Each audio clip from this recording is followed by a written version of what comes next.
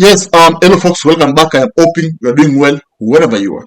Now, this is Tuta Politica na hapa tuna record power, hapa tuna dissect hii Kenya yetu. So, you see, do you really believe that police should wear mask for protest? Remember, the last maandamano za Genzs na maandamano zote, police was seen actually wamevaa mask, and you see, the main reasons to why police want to have a mask is because they want to, when they shoot someone, no camera will actually capture them and no one will take them to court. You see, when you're shot, hata upate bullet, lakini uko na mtu, ni ngumu ushike mtu, okay? Because we see police, they always protect themselves. Ama kitu kama hiyo. So this of course has happened last maandamano.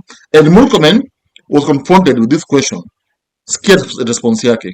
Either uniform or they're wearing masks. Let me tell you, that order is subject to interpretation, because we will not allow our police officers to put their lives in danger by wearing uniform when they're not supposed to wear uniform. The police officers, many people think about police officers only because of protests. Police officers are dealing with Al-Shabaab in border counties.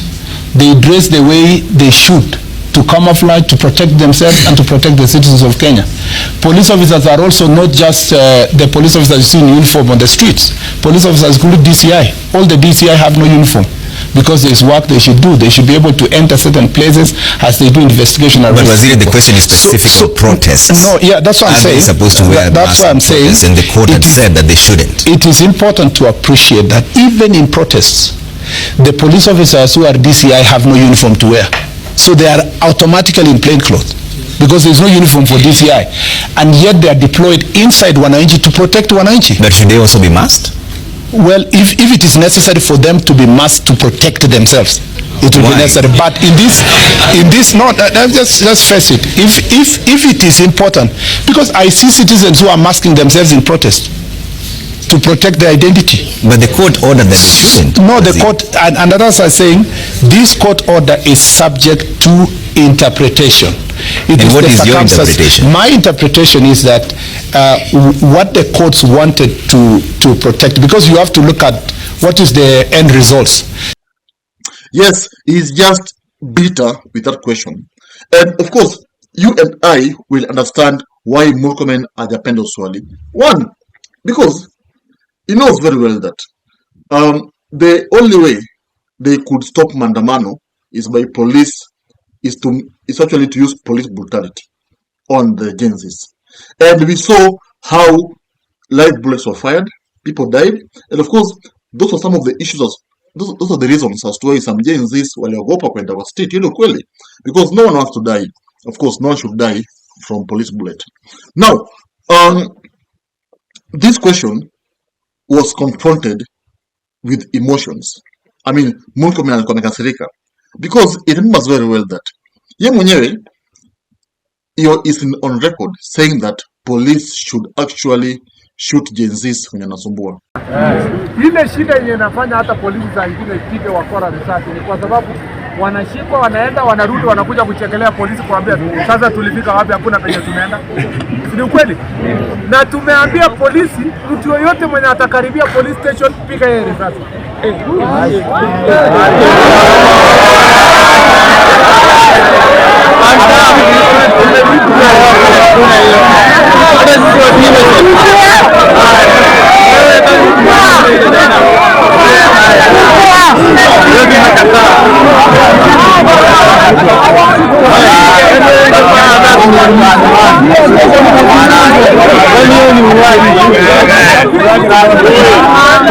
And even his boss, the president of Kenya, William Ruto, confirmed this statement. APL explode, akasema kwamba polisi wanafaa piga risasi wasibebeleza watu. So mtu ambaye anaenda kuchoma biashara ya mtu mwingine, mtu ambaye anachukua moto anaenda kuchoma biashara ya mtu, anaenda kuchoma mali ya watu wengine, mtu kama huyo apigwe risasi miguu, aende hospitali, akienda kotini. Yes. Wasimuue, lakini wapige hii miguu ivunjike ndio aende kotini, aende hospitali, akienda kotini. Hapana, hatuwezi kukubali mtu ambaye anaamka kwake anaenda kuchoma mali ya mtu mwingine, biashara ya mtu mwingine. Iko haki hapo kweli? Hapana, hiyo mchezo watu waache. Kwa hivyo mimi nataka niseme askari wasipige wananchi risasi kuwaua, lakini muhalifu, mtu ambaye amechukua kazi kwenda kuvunja biashara ya mtu mwingine, ashughulikiwe, aende hospitali, akienda kotini. Asante sana, Mungu awabariki. Piga mguu, peleka kotini. Of course, when you're shot kwa mguu, you will die because you will bleed to death. Utableed ukufe unless you are taken care of by a doctor immediately. But kama sivyo, you will die. So this statement from Murkomen confirms to me that indeed they're the ones who are actually encouraging policemen to do whatever they're doing. But the bitter point of this story is that police wenyewe kikiumana au wenyewe ndio wanaenda kotini. For example, right now we have this policeman who actually allegedly shot ex-Masai Isaiah Muragiri, who is now facing murder charges and is left alone. No one is there to fight for him. We even have, Clinzy Baraza, who actually shot Hoka BONFACE'S karaoke live on camera, akamuua actually, and now is in his police cell. We have Talam, of course, Talam yaonekana because they allegedly bludgeoned Ojwang inside a cell. Now, you see now, Murkomen is just encouraging all these things, because why should you be angry when you're asked that question? Because you're being asked, like, why the courts said that police should not wear a mask, but you're insisting that they wear a mask. Why should they wear a mask? Because the work of a policeman for protest is actually to make sure that there's peace. By doing what? By stopping actually the looters na kila kitu. Hiyo we agree.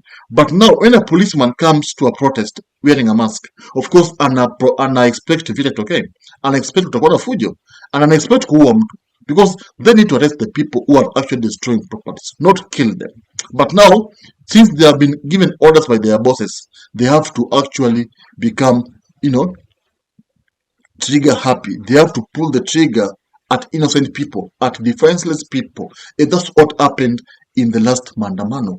People died because police were given orders. And you can see it. Because the moment you encourage a police officer to actually wear a mask, unampea ruhusa ya kushutu watu, because no one will see him. And that's what happened. Now, Murkomen, I think, I want to ask you this question. Do you really believe that Murkomen is the best CS? I mean, do you think he's doing a good job? Because when I compare Murkomen na Kithure Kindiki, Kithure Kindiki did a good job. I could see that he wasn't reckless, he wasn't emotional, he was actually handling things with wisdom. That's what I can say about him. See, Kindiki akona uzuri wake pia, sasa ni mbaya juu akona Ruto, akona pia uzuri wake. But see now, when we listen to Murkomen, we find there's a problem with this guy. He's either akona kiburi, ama he feels that he's untouchable. You see, power, sometimes some people are drunk in power. And Gashaka once said that Murkomen is just, drunk in power. Like, because as a minister, you shouldn't tell police to actually shoot people. As a minister, you shouldn't tell the public that policemen should actually, wear a mask. Now shoot watu. Because you are actually encouraging more murders. Then it's not good. Because, picketing, protesting is actually stipulated kwa katiba. So there's no way you can tell policemen shoot people who are protesting. Then that's not right. Now, tell me, what do you say about the video? Do you think it was right for him to react in that crying manner? Comment then, of course, we meet in this video. Thank you. If you love politics, then Dr. Politica is your cup of tea. The place for minds that think. If you are watching this from anywhere else, search the name, hit subscribe, and stay sharp with us.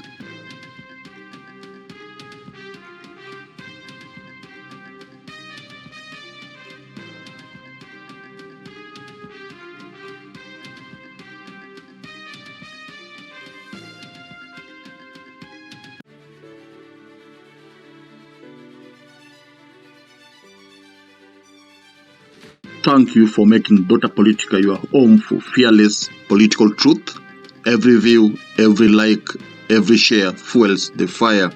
behind the hours of research, filming, and editing we pour into each episode. By showing up consistently, you don't just support a channel, you empower a voice. In a world ruled by headlines, spin, and power games, you remind us that real people still care about real facts. We are here to inform, inspire, and ignite critical thinking, not just for today, but for generations to come. You are not just a viewer, you are the reason this platform exists.